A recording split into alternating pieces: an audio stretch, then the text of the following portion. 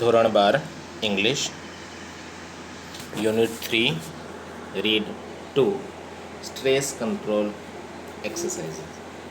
આપણે રીડ 1માં વાત કરી હતી મેનેજ યોર સ્ટ્રેસ, કે એમાં તમારો સ્ટ્રેસ કઈ રીતે તમારે કંટ્રોલ કરવાનો છે, અને એમાં પણ તમને 4 જેવી એક્સરસાઇઝ આપી હતી કે તમે જેના થ્રુ તમારો મેન્ટલ સ્ટ્રેસ કંટ્રોલ કરી શકો છો, જેમાં stop over thinking, self hypnosis, screen exercise અને એન્ટિસિપેટિંગ સક્સેસ. આ 4 એક્સરસાઇઝની આપણે વાત કરી હતી. અહીંયા એડિશનલ તમને બીજી પણ એક્સરસાઇઝ આ સ્ટ્રેસ કંટ્રોલ એક્સરસાઇઝ યુનિટ 2 દ્વારા આપવામાં આવી છે, જેમાં સૌથી પહેલી આપણે એક્સરસાઇઝ જોઈશું શોર્ટ મેડિટેશન. મેડિટેશન એટલે ધ્યાન. શોર્ટ મેડિટેશનમાં શું કરવાનું છે એની વાત કરી છે. Make yourself comfortable and close your eyes. આરામદાયક રીતે બેસવાનું છે, આંખો બંધ કરવાની છે. Choose a word. તમારે ધ્યાન કરવા માટે એક શબ્દ પસંદ કરવાનો છે. ધેટ સિમ્બોલાઇઝ, કે જે એના પ્રતિકરૂપ હોય. શેનું પ્રતિકરૂપ? તો કે કામનેસ, શાંતિ. તમને શાંતિની પ્રતીતિ થાય એવો પ્રતીત કરાવતો કોઈ એક શબ્દ લેવાનો છે. હાર્મની. હાર્મની એટલે સંવાદિતા, સુમેળ. ટ્રેન્ક્વિલિટી. ટ્રેન્ક્વિલિટી મીન્સ માનસિક શાંતિ. સેરેનિટી એટલે નિર્મળ શાંતિ. આમ મંદિરમાં જાઓ ને તમે કેવું આમ એકદમ શાંત વાતાવરણ, કુદરતના ખોરે બેઠા હોય એવી સેરેનિટી. પીસ, શાંત વાતાવરણ. રિલેક્સ અને આરામદાયક લાગે આવો એક વર્ડ પસંદ કરવાનો છે તમે. Meditate on your ચૂઝન word. તમે પસંદ કરેલો શબ્દ પર તમે મેડિટેટ કરી શકો છો. Visualise scenes. દ્રશ્યો તમારા મનઃચક્ષુમાં નિર્માણ કરવાના છે. That tie in with the word, કે જે શબ્દ સાથે સંકળાયેલા હોય. ઓર બિલ્ટ અપ મેન્ટલ ઇમેજ, એક માનસિક છબી તમારા મનમાં ઊભી થાય. ધેટ ઇલિસ્ટ્રેટ ધ વર્ડ, કે જે શબ્દને પ્રદર્શિત કરે. You can also spend some time imagining. થોડો સમય તમે કલ્પના કરવામાં પણ તમે વિતાવી શકો છો. What it would feel like, કે જેનાથી તમને કેવી અનુભૂતિ થાય છે. If you experience harmony or tranquillity inside your self. જો તમે હાર્મની, સંવાદિતા અને માનસિક શાંતિ અંદર તમારા મનમાં અનુભવતા હોય તે રીતે. ત્રીજું છેલ્લું સ્ટેપ, ચોથું બતાવેલું છે આ. Open eyes again. ફરીથી તમારી આંખો ખોલવાની છે. આ મેડિટેશન 1ની વાત થઈ, જેને શોર્ટ મેડિટેશન કહે છે. શોર્ટ મેડિટેશન 2 અહીંયા આપેલું છે. એમાં પણ જુઓ કે પીક અ મટીરિયલ. એક એવો પદાર્થ લેવાનો છે, સચ એઝ ડ્રેસ ફેબ્રિક, કે જે તમારો કાપડનો ટુકડો પણ હોઈ શકે. અ સ્ટોન, પથ્થર પણ હોઈ શકે. અ પીસ ઓફ વુડ, લાકડાનો ટુકડો પણ હોઈ શકે. ઓર એનીથિંગ એલ્સ, કે બીજું કોઈ પણ. ધેટ અપીલ્સ યુ, તમને જે યોગ્ય લાગે. વિથ યોર આઈઝ ક્લોઝડ, આંખો બંધ કરીને explore the texture of this material. Texture એટલે કે નાનામાં નાની બાબત, એને તમારે આંખો સમક્ષ તમારે એને જોવાની છે બંધ આંખોથી. કે આ જે તમે ફોર એક્ઝામ્પલ કોઈ પથ્થરનો પીસ લીધો તો એમાં કઈ જગ્યાએ શું છે, આવું બધા નાના નાના ટેક્સચર, સૂક્ષ્મ બાબતો જે છે એની નોંધ લેવાની છે આંખો બંધ કરીને. Spend at least 2 minutes doing this. કમસે કમ 2 મિનિટ આવું ધ્યાન માટે તમે વાપરો. બીજી એક્સરસાઇઝ છે give your brain oxygen heat. તમારા બ્રેનને ઓક્સિજન હીટ આપવાની વાત કરી છે. ઓક્સિજન હીટ કઈ રીતે અપાય એની પણ બહુ સરસ અહીંયા વાત કરી છે કે half the problem with Bing stressed.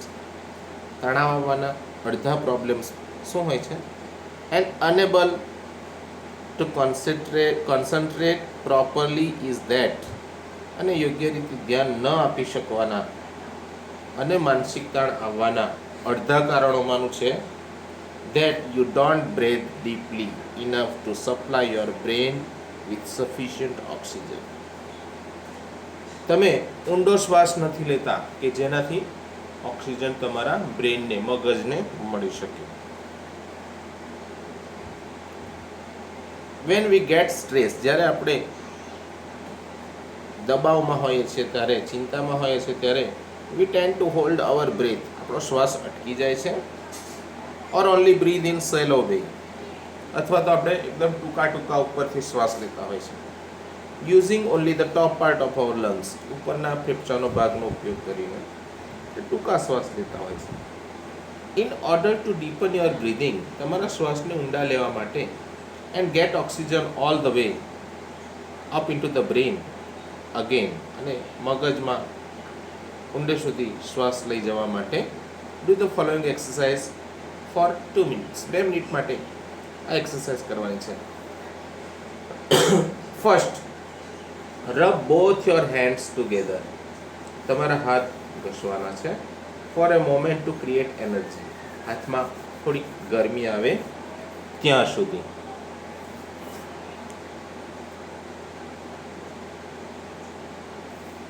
Place your palms on top of other on the area just below your navel. navel એટલે નાભી. નાભીની જે નીચેનો ભાગ છે ત્યાં આગળ પામ એટલે હથેળી, એક હથેળી રાખવાની છે અને એની ઉપર બીજી હથેળી રાખવાની છે.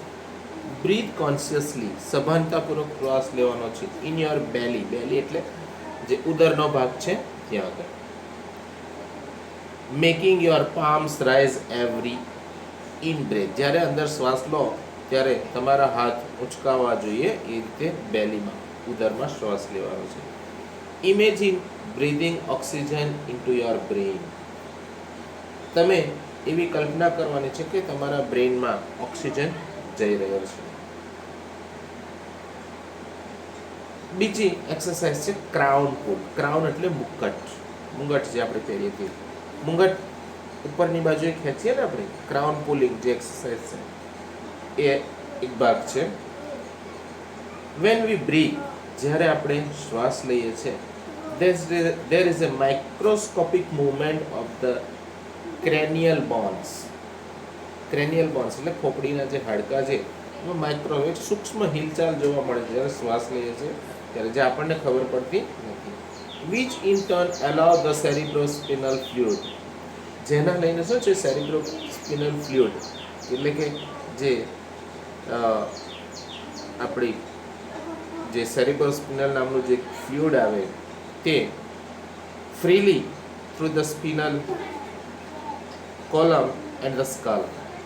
સ્પિનલ કોલમ એટલે કરોડરજ્જુ અને ખોપડીનો જે ભાગ છે એમાં એ ફ્લુઇડ સરળતાથી ફરી શકે છે. When we tense or upset, જ્યારે આપણે તણાવમાં હોઈએ ત્યારે અથવા તો ઉદાસ હોઈએ ત્યારે, and don't breathe deeply enough, અને ઊંડા શ્વાસ નથી લેતા ત્યારે, this can result in bones in the skull become slightly stuck together. ત્યારે શું થાય છે, તમારા જે આ બોન્સ છે ઇન ધ સ્કલ, ખોપડીમાં રહેલા, એ સ્લાઇટલી સ્ટક, થોડા જકડાઈ જાય છે. સો દેટ, તેથી ધ ફ્લુઇડ, આ જે સેરિબ્રોસ્પિનલ ફ્લુઇડ જે છે એ સર્ક્યુલેટ, યોગ્ય રીતે તમારા સર્ક્યુલેટ એટલે ફરવું, પ્રોપરલી એટલે યોગ્ય રીતે તમારી ખોપડીમાં ફરતું નથી. The crown pull influences the flow of cerebrospinal fluid in the positive way. આ ક્રાઉન પુલ જે એક્સરસાઇઝ છે એ અસર કરે છે શેના માટે, ફ્લો ઓફ સેરિબ્રોસ્પિનલ ફ્લુઇડ. સેરિબ્રોસ્પિનલ ફ્લુઇડ જે છે એને તમારા એમાં ખોપડીમાં ફરવામાં મદદરૂપ થાય છે. ઇટ હેલ્પ્સ કામ યોર નર્વ સિસ્ટમ એટલે કે જે ચેતાતંતુઓ જે છે એને એકદમ શાંત પાડે છે. And can also often taken અવે અ હેડેક ઓર સ્ટ્રેસ. હેડેક માથાનો દુખાવો અને માનસિક તાણ જે છે, ઇન્ડ્યુસ સ્ટમક એક, જેના લઈને જે સ્ટમક એકનાથી જે પ્રેરાઈને આ માથાનો ને એવો દુખાવો થતો હોય છે, as well as helping you clearly, અને તમને સ્પષ્ટ રીતે વિચારવામાં પણ મદદરૂપ થાય છે. એના માટે શું કરવાનું છે? Place both of your hands with your fingers like combs on top of your head. તમારી આંગળીઓ જે છે ફિંગર્સ એને કાંસકાની જેમ તમારા જે માથાનો જે ટોપ ભાગ છે એના પર રાખવાનું છે, સો દેટ જેથી કરીને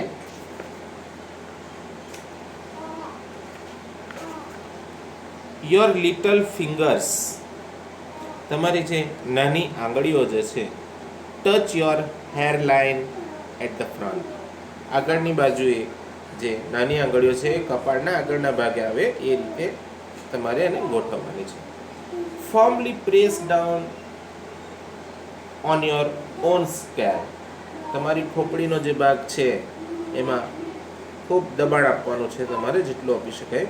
and pull your fingers away from the middle, અને વચ્ચેના ભાગથી આમ કાન બાજુ તમારે ખેંચી જાય. ફ્રોમ ધ મિડલ વચ્ચેના ભાગથી એને ખેંચી જવાની છે. Combing towards with each hand, બંને હાથ બાજુએ આમ ખેંચવાના છે, ડાબી જમણી બાજુએ. Now place your hands in the same way higher up on the middle of the head, જે ચોટલીનો જે ભાગ છે એમાં વચ્ચેના ભાગમાં ફરીથી એ મૂકવાનું છે. એન્ડ રિપીટ ધ પ્રોસિજર, અને ફરીથી પાછા હાથ એ રીતે ખેંચવાના છે. થર્ડ છે, now place hands even further back, પાછળ જે બોચાનો ભાગ છે ને એ બાજુ, on your head, back side on your head પર મૂકવાનો છે, towards the crown. And repeat the procedure, અને ફરીથી એ જ રીતે તમારે ખેંચવાનું છે. બીજી છે મેન્ટલ ક્વિક ફિક્સીસ. બીજા થોડાક સરળ અને ઝડપી ઉપાયો અહીં આગળ આપેલા છે, તરત ચૂટકીમાં સોલ્વ થઈ જાય એવા ક્વિક ફિક્સીસ. તો જે આપણે વારંવાર કરતા હોય છે, બહુ ટેન્શનમાં આવી જાય ને ત્યારે, તો પહેલો ઉપાય અહીંયા બતાવેલો છે, put on some music you like, તમને ગમે તે સંગીત વગાડો. And dance through the room, અને રૂમમાં નાચવાનું છે, ડાન્સ કરવાનો છે. This creative activity exercise the right side of the brain. આના લઈને તમારા જે મગજની જે રાઇટ સાઇડ જે છે એ એક્સરસાઇઝ થાય છે એની. એન્ડ હેલ્પ્સ રીબેલેન્સ યોર બ્રેન, અને તમારું મગજ આ રીતે સંતુલિત થાય છે. બીજી છે get a fish tank, fish tank લેવાની છે. એન્ડ વોચ ધ ફિશ, અને માછલીને જોવાની છે. સ્વિમ એરાઉન્ડ લોજિંગલી, લોજિંગલી એટલે આરામથી મછલી ઘરમાં માછલી તરતી હોય તે તમારે જોવાનું છે. This allows your mind to કામ ડાઉન, અને આ રીતે જોવાથી તમારું મગજ શાંત થશે. બીજું છે write down all your worries, તમારી જે ચિંતાજનક બાબતો એ બધી જ તમારે એક કાગળમાં લખી દેવાની. Putting them on a piece of paper, એક કાગળમાં લખી દો, આઉટ ઓફ યોર હેડ, અને આ બધી કાગળ પર મૂકી દો એટલે તમારા મગજમાંથી એ ચિંતાઓ બધી જતી રહેશે. ગેટ આઉટ ઇન્ટુ નેચર, કુદરતના ખોળે નીકળી જાઓ. એન્ડ વોક, ચાલવા માટે. બીજું છે concentrate on what is right now, અત્યારે વર્તમાન પરિસ્થિતિ શું છે એના પર ધ્યાન કેન્દ્રિત કરો. Rather than what might happen tomorrow, નહીં કે આવતીકાલે શું થશે. આવતીકાલે શું થશે એના પર નહીં વિચારો, પણ શેના વિશે? અત્યારે શું સાચું છે એના પર. મીન્સ કે વર્તમાનમાં જીવો, ભવિષ્યમાં નહીં. સિંગ ઇન ધ બાથ, બાથરૂમમાં નાતી વખતે આપણે ગાવાનું છે. Use the shampoo bottle as a microphone, shampoo બોટલનો માઇક્રોફોન તરીકે યુઝ કરો. નો બડી ઇઝ પરફેક્ટ, કોઈ પણ સંપૂર્ણ નથી. And who wants to be nobody, અને કોને સંપૂર્ણ થવું કોને છે? મિસ્ટેક્સ આર ઓકે, બોલો થાય, ચાલવા દો. ડિલીટ ધ ફ્રેઝ, આ એક ગ્રંથિ જે છે એ બદલો. આઈ કાન્ટ, કે હું નહીં કરી શકું. ફ્રોમ યોર વોકેબ્યુલરી, તમારા શબ્દકોશમાં આ જે શબ્દ છે એને બદલી નાખો. ઇટ ઇઝ અનકન્સ્ટ્રક્ટિવ, આ કોઈ સારી બાબત નથી, રચનાત્મક હકારાત્મક બાબત નથી. And blocks your view of possible solutions, અને સંભવિત જે તમારી સોલ્યુશન્સ હોય, એના ઉકેલ હોય, એ સંભવિત ઉકેલ કરવાની જે તમારી દ્રષ્ટિકોણ હોય, વ્યૂ ઓફ પોસિબલ સોલ્યુશન્સ, એને પણ એ બ્લોક કરે છે. શું કરે? બ્લોક એટલે કે અટકાવી દેશે. Write a few lines with your other hand, બીજા હાથે થોડીક લાઇન્સ લખો. ધીઝ રીબેલેન્સ, દાખલા તરીકે જમણા હાથે લખતા હોય ને તો ડાબા હાથે લખવાનું. આ રીતે લખવાથી શું થાય છે? ધીસ રીબેલેન્સ, આનાથી સંતુલિત થાય છે. Two hemisphere of the brain, મગજના જે હેમિસ્ફિયર એટલે અર્ધભાગ, મગજના જે અર્ધભાગ જે છે એ શું થાય છે? સંતુલિત થાય છે. એક્સપેક્ટ ટુ બી લકી, અને તમે નસીબદાર છો એવું વિચારવાનું શરૂ કરો. તો આ જે મેનેજ યોર સ્ટ્રેસમાં જે એક્સરસાઇઝ જે છે એ સ્ટ્રેસ કંટ્રોલ માટેની આ એક્સરસાઇઝ છે. સરસ મજાની એક્સરસાઇઝ છે, એ આપણે કરવાની છે અને સરસ હેલ્પફુલ થાય એવું છે. તો યુનિટ 3 રીડ 1 અને રીડ 2 બંનેના પ્રશ્નો તમારે લખી નાખવાના છે અને સરસ મજાનો પાઠ છે, બરાબર વાંચજો.